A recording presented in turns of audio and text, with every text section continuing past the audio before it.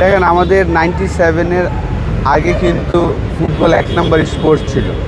ICC trophy জেতার পরে আসলে ক্রিকেটটা 1 নম্বর স্পোর্টসে এসেছে।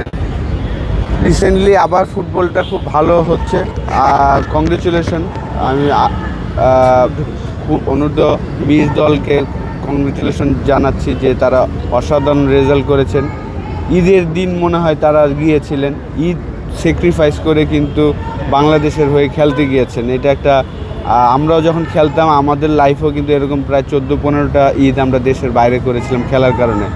তো তাদের বড় একটা উপহার আমাদের বাংলাদেশ মানুষকে দিল, প্রায় 18 কোটি মানুষকে দিল যে কালকে ইন্ডিয়ার সাথে জেতার পরে।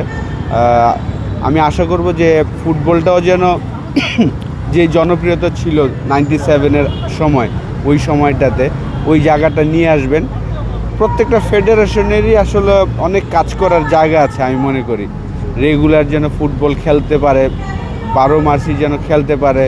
ক্রিকেটও যেমন 12 মাস খেলার অ্যারেঞ্জমেন্ট করতে হবে। 64টা জেলায় যেন সকল স্পোর্টসগুলো হয়।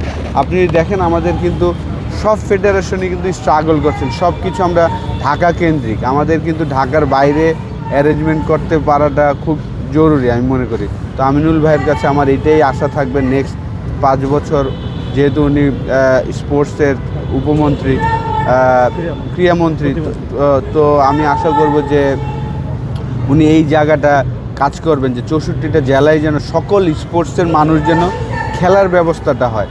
সেটা হতে পারে ইনডোর, সেটা হতে পারে আউটডোর। তো এই জিনিসটা যখন হবে তখন আমাদের সকল স্পোর্টস কিন্তু আমরা যেই জায়গায় দেখতে চাই সেই জায়গাটা যাওয়া সম্ভব। আচ্ছা, একটু আউট অফ